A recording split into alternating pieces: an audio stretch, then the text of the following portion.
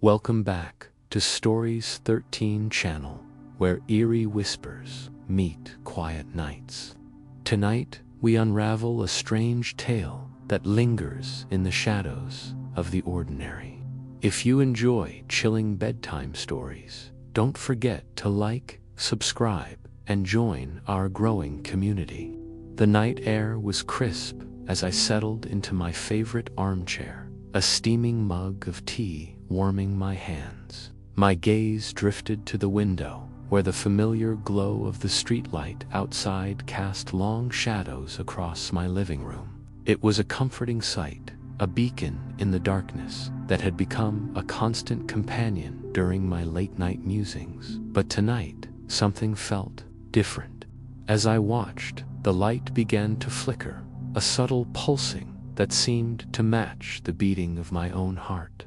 I glanced at the clock on the mantel, its hands pointing to exactly 11:11 p.m. A chill ran down my spine as I realized this wasn't the first time I'd noticed this peculiar occurrence. In fact, for the past week, the light had flickered at precisely the same moment each night. I leaned closer to the window, my breath fogging the glass as I strained to hear something. Anything that might explain this eerie phenomenon. And then, as if answering my unspoken question, I heard it. A whisper, so faint, I almost convinced myself it was just the wind. But no, there it was again, clearer this time. Lena. My name carried on a ghostly breeze that seemed to emanate from the very light itself. I stumbled back from the window, my heart racing. This couldn't be real.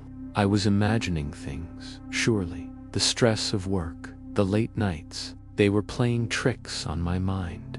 The next day, I found myself lingering by my neighbor's fence, waiting for Mrs. Thompson to emerge for her daily gardening ritual. When she finally appeared, trowel in hand, I casually broached the subject of the streetlight. Oh, that old thing.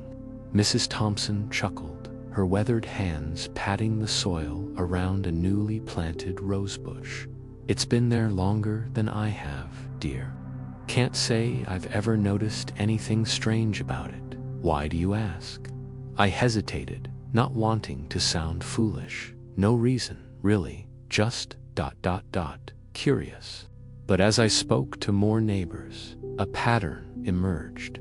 No one else had noticed the flickering, the whispers, the unsettling feeling that something wasn't quite right. Was I losing my mind? Determined to find answers, I threw myself into research. Hours spent hunched over my laptop, and then, buried in a yellowed clipping from decades past, I found it. A tragic accident right there on my very street. A young woman struck down in the prime of her life beneath the very streetlight that now seemed to haunt my nights. As the days passed, the whispers grew stronger, more insistent, no longer confined to the flickering moments of the streetlight. They seemed to seep into my home, echoing through empty rooms and down darkened hallways. My name repeated over and over, a ghostly mantra that set my nerves on edge. Lena. Lena. Lena. I found myself avoiding windows, drawing curtains tight against the night. But even with my back turned, I could feel it. The pulsing of the light, the shadows that danced and twisted in ways that defied natural explanation. Something was out there, reaching for me, calling to me. In a moment of desperate curiosity, I dug deeper into the accident victim's history, and what I found shook me to my core. The woman who died, she could have been my twin. The same delicate features, the same wild curls that I battled with each morning. It was like looking into a mirror that reflected the past. My hands trembled as I rifled through a box of old family photos, searching for, I didn't know what, and then I saw it. A faded snapshot, edges curled with age. A group of people gathered around that same streetlight, faces bright with laughter. And there, in the center of it all, was my face, my exact face, staring back at me from a time long before I was born. The room spun around me as I tried to make sense of what I was seeing. How was this possible? Who was this woman who wore my face, who died beneath the light that now called my name? That night, as the clock ticked closer to 11:11, I found myself drawn to the window despite my fear.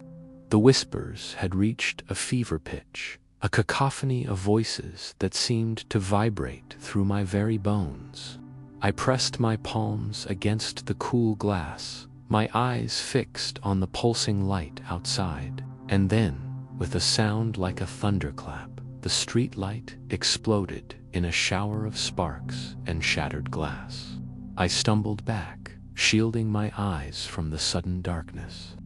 In the silence that followed, I realized the whispers had stopped.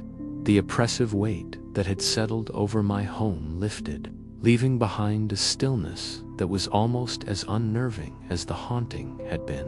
Slowly, cautiously, I lowered my hands and turned back to the window. And there, in the faint moonlight that now illuminated the street, I saw it, my reflection, staring back at me with eyes that held secrets I couldn't begin to fathom. I blinked, rubbed my eyes, certain I was seeing things. But as I took a step back, my reflection remained, a perfect mirror image, frozen in place even as I moved away. I watched in horror as it raised a hand, pressing its palm against the other side of the glass. Its lips moved, forming words I couldn't hear but somehow understood. "We are one," it seemed to say. "We have always been one." I fled from the room, my heart pounding in my chest. But no matter where I went in the house, I could feel it. The presence that had once been outside was now within, a part of me that I couldn't escape. In every reflective surface, mirrors, windows, even the blank screen of my turned-off television, I saw her, me, us. The streetlight outside my window no longer whispers my name. It doesn't need to. The voice is inside me now, a constant companion that blurs the lines between past and present, between who I am and who I might have been. And as I write these words, I can't help but wonder, was it ever really the light that was haunted? Or was it me all along? Thanks for spending your night with us.